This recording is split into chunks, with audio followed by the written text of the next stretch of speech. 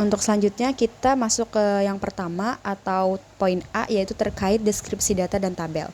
Di sini kami memiliki 13 kabupaten dari Provinsi Riau, yakni ada Kabupaten Kuantan Singingi hingga Kabupaten Riau.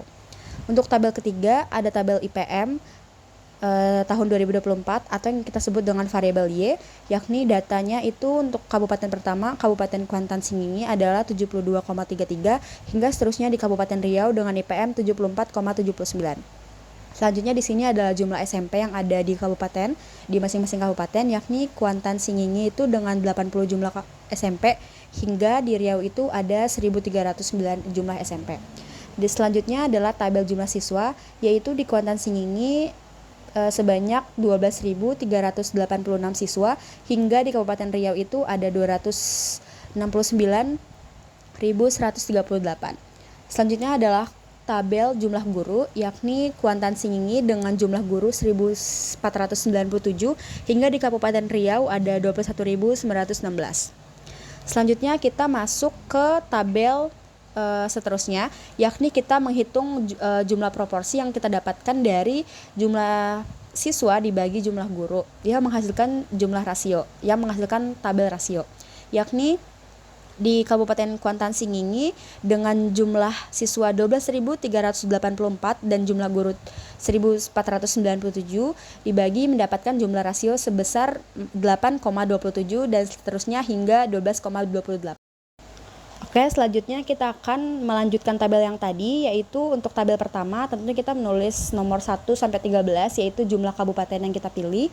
Selanjutnya di tabel kedua adalah rumus YI dikurang Y bar dikali XI dikurang X bar. Kita tinggal memasukkan data-data yang sudah ada di tabel sebelumnya, yang menghasilkan data pertama itu adalah 4,7 hingga 0,3025, dan kalau kita totalkan menghasilkan data 67,9472. Untuk XI dikurang X bar kuadrat, di sini kita juga sama memasukkan data di tabel sebelumnya dan juga dikuadratkan. Menghasilkan data pertama yaitu 14,1376 dan data terakhir yaitu 0,0625. Dan jika ditotal-total atau dirata-ratakan menghasilkan 49,7229. Oke, selanjutnya kita akan melanjutkan tabel yang tadi, yaitu untuk tabel pertama tentunya kita menulis nomor 1 sampai 13, yaitu jumlah kabupaten yang kita pilih. Selanjutnya di tabel kedua adalah rumus YI dikurang Y bar dikali XI dikurang X bar. Kita tinggal memasukkan data-data yang sudah ada di tabel sebelumnya, yang menghasilkan data pertama itu adalah 4,7 hingga 0,3025, dan kalau kita totalkan menghasilkan data 67,9472. Untuk XI dikurang X bar kuadrat, di sini kita juga sama memasukkan data di tabel sebelumnya dan juga dikuadratkan. Menghasilkan data pertama yaitu 14,1376 dan data terakhir yaitu 0,0625. Dan jika ditotal-total atau dirata-ratakan menghasilkan 49,7229. Baik, selanjutnya kita akan melakukan uji asumsi kenormalan data Y menggunakan uji Kolmogorov-Smirnov. Langkah pertama atau step 1, kita perlu membuat hipotesis terlebih dahulu. Untuk H0 kita tulis data berdistribusi normal dan H1 ditulis data tidak berdistribusi normal. Di sini saya menggunakan alfa 0,05 atau 5%. Dan step kedua kita menghitung nilai Kolmogorov-Smirnov. Kita membuat tabel dulu, yaitu tabel XI yang kita dapat dari data IPM itu 72,33 hingga seterusnya sampai 74,79. Dan tabel ketiga adalah tabel FI, yaitu frekuensi dari masing-masing data IPM tersebut atau data XI. Sehingga misalkan 1 sampai seterusnya 1 juga. Jadi kita jumlahkan atau sigma FI itu adalah 13. Kolom keempat yaitu tabel FI dikali XI, yaitu hasil dari frekuensi dikali tabel XI, yaitu menghasilkan data pertama 72,33 hingga 74,79. Dan kalau ditotalkan yaitu sigma FI dikali XI adalah 956,66. Selanjutnya, sebelum masuk ke tabel ZI, kita perlu menghitung rata-rata data tunggal dengan menggunakan rumus X bar sama dengan sigma N I sampai 1 XI dibagi N sama dengan X1 ditambah X2 sampai XN dibagi N. atau bisa kita sebut dengan 72,33 ditambah 71,48 hingga seterusnya sampai 74,79 dibagi N atau sebanyak data yaitu 13 menghasilkan data 73,58. Setelah kita menghitung min, maka kita akan menghitung ragam, yaitu ragam didapat dengan S kuadrat sama dengan sigma NI dikurang 1 dengan rumus XI dikurang X bar kuadrat per N dikurang 1, yaitu kita memasukkan data-data yang tadi, yaitu XI pertama atau data pertama yaitu 72,33 dikurang X bar yaitu 73,58 dan dikuadratkan hingga data terakhir yaitu 74,79 dikurang 73,58 kuadrat per 12. Kenapa per 12? Karena di rumus itu N dikurang 1. Jadi 13 dikurang 1 adalah 12. Menghasilkan data atau ragam yaitu 2,44. Setelah kita mencari ragam, maka kita perlu menentukan simpangan baku atau S. S di sini rumusnya adalah akar dari S kuadrat, yaitu akar dari 2,44 menghasilkan data 1,56. Nah, setelah kita menentukan dari simpangan baku, maka kita bisa melanjutkan ke tabel ZI. Tabel ZI ini kita dapat dari XI dikurang X bar dibagi simpangan baku. Di sini XI-nya itu untuk data pertama adalah 72,33 dikurang X barnya 73,58 baru dibagi ke 1,56 menghasilkan data minus 0,80 dan seterusnya hingga 0,77 dengan cara yang sama. Untuk setelah kita melakukan tabel ZI, maka kita membuat tabel lagi yaitu tabel FX, yaitu FX adalah tabel yang kita dapatkan dari tabel Kolmogorov-Smirnov. Untuk tabel Kolmogorov-Smirnov, maka kita mencari data 0,8 dan 0. Maka kita dapat 0,2881 dan seterusnya yaitu 0,7 dan ke samping 7 yaitu menghasilkan data 0,2794. Tabel selanjutnya adalah tabel SX, yaitu kita mendapatkan dari dengan rumus FI dibagi sigma FI, yaitu FI-nya 1 untuk data pertama dan sigma FI-nya itu ada 13, yaitu 1 dibagi 13 menghasilkan data 0,07 dan seterusnya hingga data terakhir juga 0,07 karena memiliki frekuensi dan juga sigma frekuensi yang sama. Untuk data terakhir atau tabel terakhir adalah yaitu tabel FX dikurang SX, yaitu dikurang tabel FX 0,2881 dikurang 0,07 untuk data pertama menghasilkan data 0,2181 hingga seterusnya yaitu 0,2094. Nah, setelah kita menghitung tabel FX dikurang SX, maka kita membuat dehitung. Dehitung ini kita lihat atau kita tentukan dari nilai maksimal di kolom FX dikurang SX menghasilkan data yaitu 0,929999. Selanjutnya, setelah kita menentukan nilai dehitung, kita perlu melanjutkan ke step 3, yaitu kita menghitung D-table dari Kolmogorov-Smirnov. D-table rumusnya adalah D buka kurung A dikali DB atau derajat bebas tutup kurung, yaitu D-table D dikali 0,05 alfanya, karena alfanya 0,05 dikali 13 derajat bebasnya itu. Dilihat dari tabel kritis. Lalu menghasilkan data 0,361. 0,361 ini kita dapatkan dari tabel nilai kritis. Untuk step keempat adalah kriteria uji, yaitu dengan jika D-hitung lebih kecil dari D-table maka terima H0, dan jika D-hitung lebih besar D-table maka tolak H0. Di sini kesimpulannya itu adalah D-hitung dengan angka 0,929999 dan D-table adalah 0,361, kesimpulannya maka H0 itu ditolak, artinya data tidak berdistribusi normal. Baik, terima kasih. Selanjutnya penting untuk kita bisa menghitung antara korelasi antara peubah X dan peubah Y, di mana korelasi di sini adalah kita perlu mengetahui hubungan peubah X dan peubah Y, di mana peubah X di sini adalah dari IPM itu sendiri dan peubah Y itu adalah rasio kalau di korelasi Pearson. Nah, di sini kita perlu melihat bahwa Provinsi Riau yang telah kita pilih berjumlah 13 sejumlah 13 kabupaten, dan masing-masing dari setiap kolom X dan Y itu penting untuk kita jumlahkan. Dan di sini sudah kita ketahui bahwa jumlahnya yaitu 956,66 untuk kolom X dan 156,46 untuk kolom Y. Nah, untuk selanjutnya kita penting untuk bisa menghitung tabel yang tertera di sini. Yaitu yang kolom pertama ada X. X di sini lagi-lagi kita mengambil dari jumlah rasio, di mana rasio di sini nanti dijumlahkan dari setiap dari yang telah kita hitung dijumlahkan, jumlahnya ini kita bagi dengan banyaknya jumlah kabupaten di Provinsi Riau, yaitu 13. Berarti 156,46 itu dibagi 13, hasilnya 12,03. Nah, adapun di sini Y di sini dari IPM. Nah, IPM ini setelah kita jumlahkan semuanya, sama halnya itu dibagikan dengan 13, maka hasilnya 73,58. Pun yang lainnya sama, baik dari kolom X kuadrat, X dikali Y, dan Y kuadrat gitu, itu sama. Penting setelah dijumlahkan itu dibagikan dengan banyaknya jumlah kabupaten yang berada di Provinsi Riau. Nah, untuk selanjutnya yaitu kita perlu untuk menghitung terkait ragam peubahnya itu sendiri, atau koefisien korelasi Pearson gitu kan ya. Dimana di sini rumusnya tertera yaitu RXY atau korelasi peubah X dan peubah Y sama dengan S XY per S akar S XY akar Y dan Y gitu kan ya.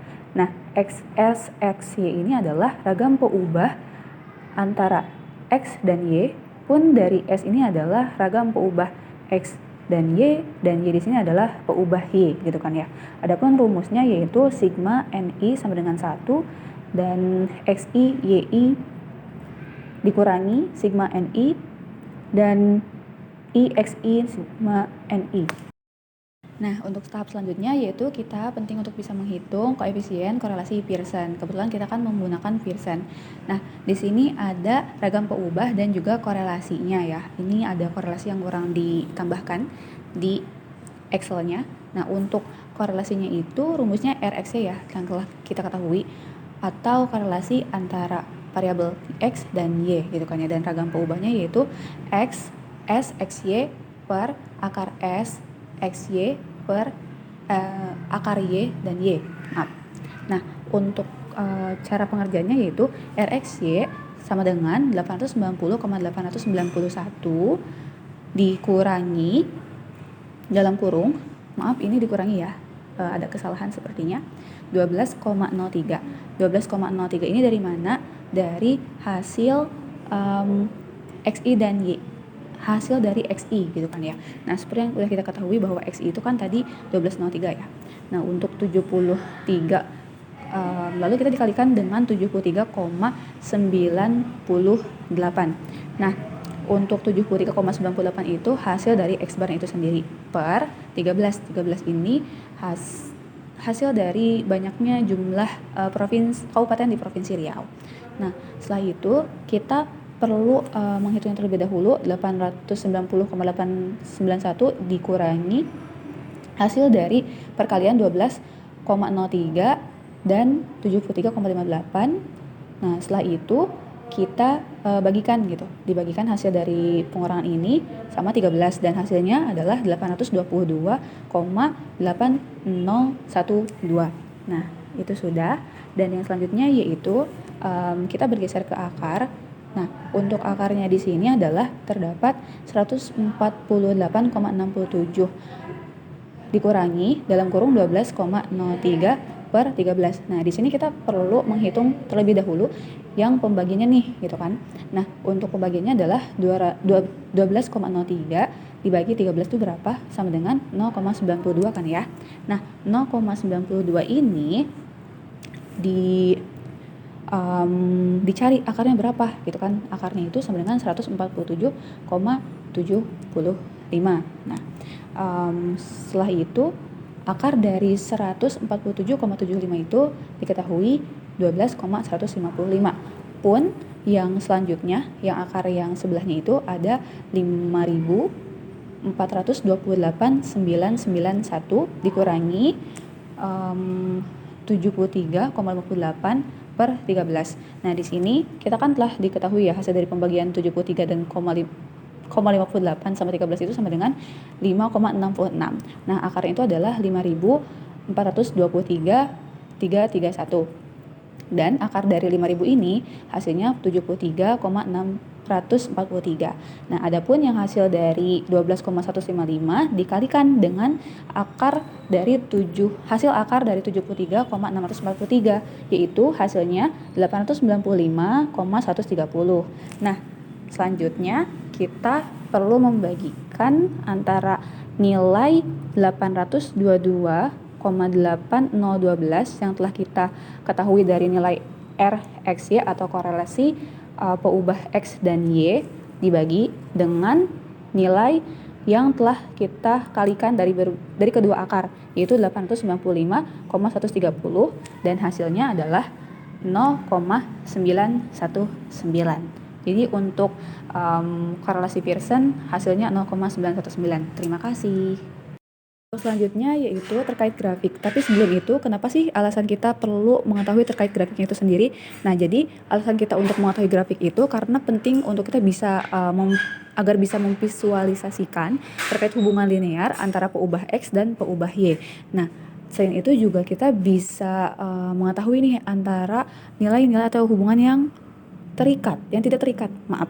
Nah, untuk lihat dari grafik yang sudah kelompok buat, yaitu pertama, kalau dilihat dari nilai yang terbesar itu kan ada 15. Jadi memang itu 15,91 dan itu mendekati ke 16 kan ya. Nah, di sini bisa dilihat nih titik yang jauh sendiri. Jadi itu dilihat dari nilai yang paling terbesar dari nilai X. Nah, untuk nilai Y-nya sendiri itu ada di 82,89, di mana ini juga hampir mendekati ke nilai 90 gitu kan ya. Ini paling atas ya. Titik yang sendiri ini bisa kita lihat titik yang paling atas dan titik yang paling jauh gitu jaraknya dengan titik-titik lainnya gitu. Nah, untuk kita mengetahui kenapa kok ada beberapa titik yang satu tempat gitu atau satu wilayah lah gitu ya, banyak banget yang saling bertumpukan.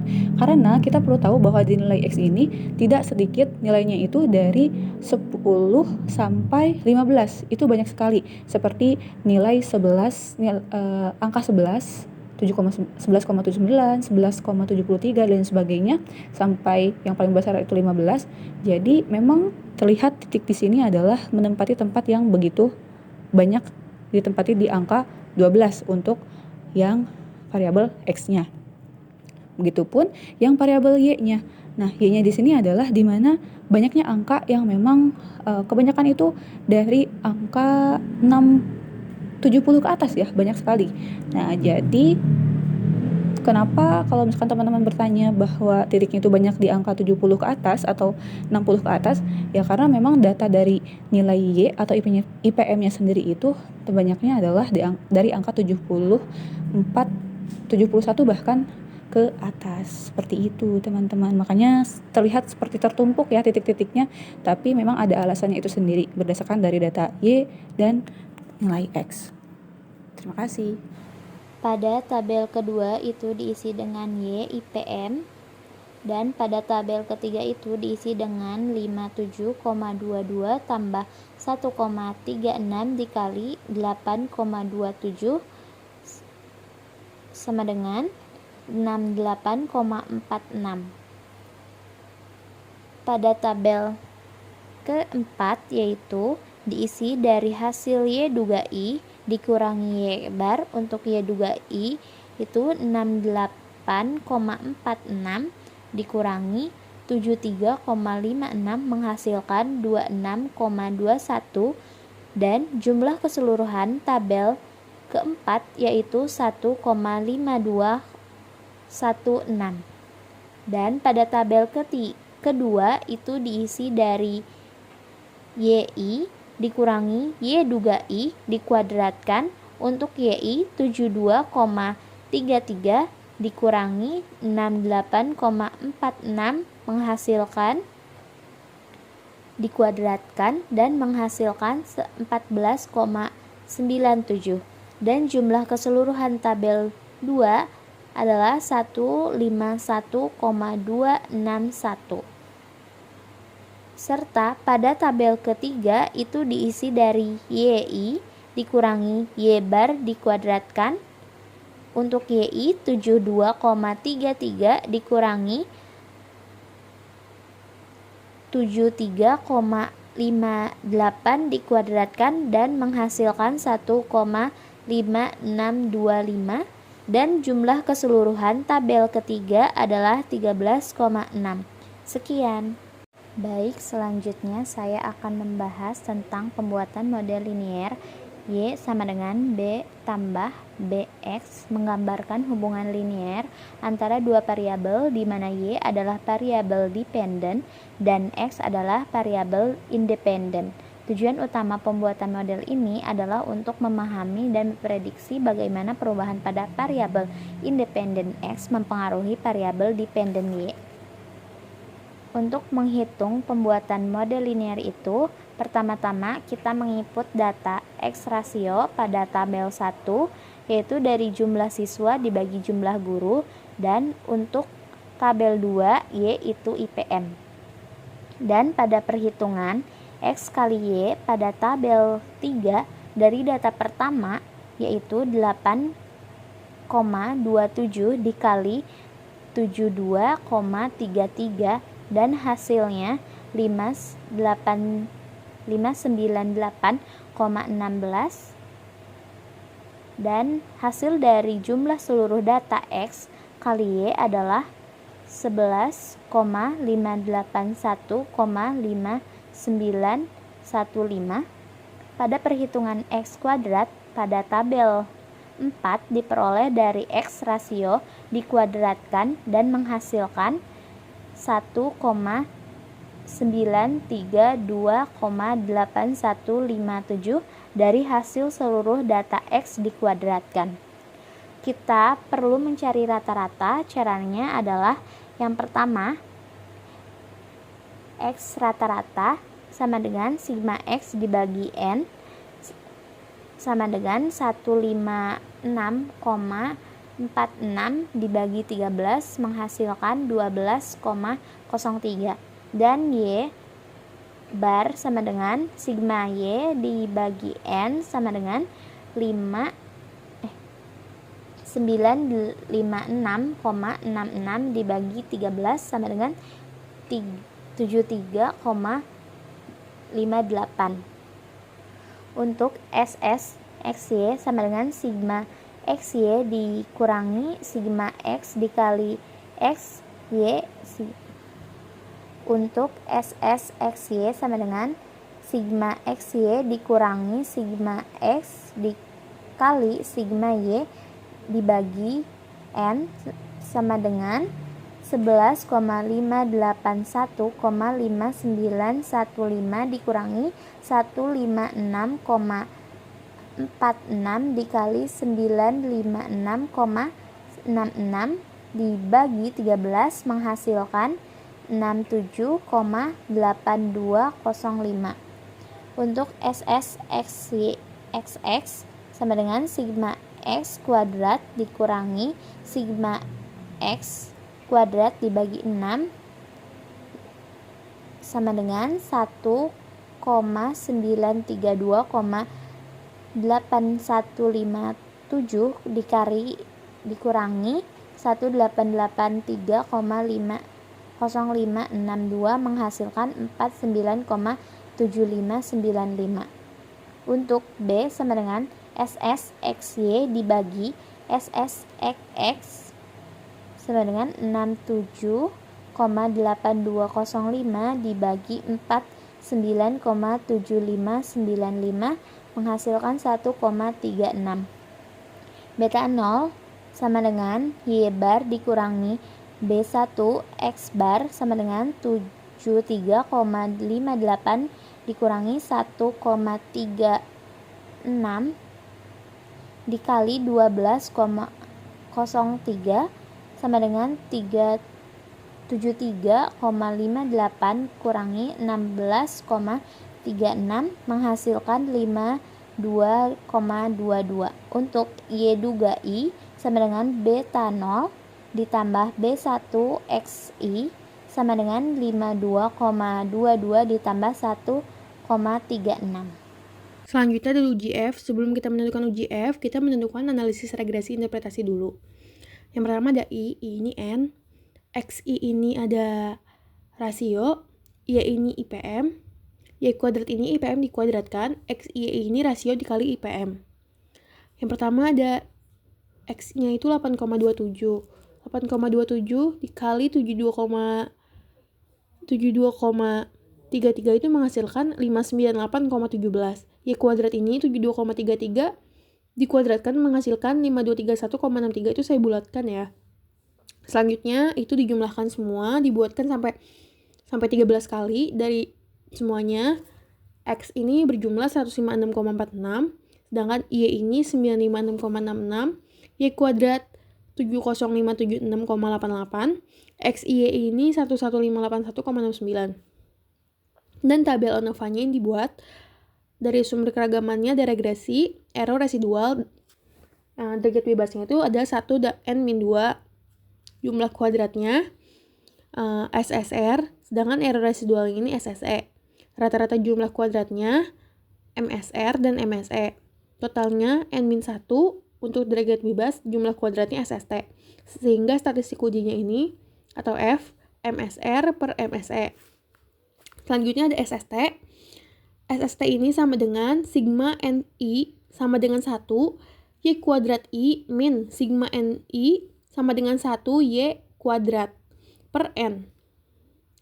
SST ini sama dengan 70576,88 dari hasil Y kuadrat ini dikurang 956,66 kuadrat dari Y I per 13. 13 itu dari jumlah I atau N. Sehingga hasilnya 177,011. Selanjutnya ada SSR sama dengan B dalam kurung sigma NI sama dengan 1 XI YI min buka kurung sigma NI sama dengan 1 XI tutup kurung buka kurung lagi sigma NI sama dengan 1 YI tutup kurung per N sama dengan 1473 dikali 11581,69 min 156,46 dikali 956,66 per 13 yang menghasilkan 100,047.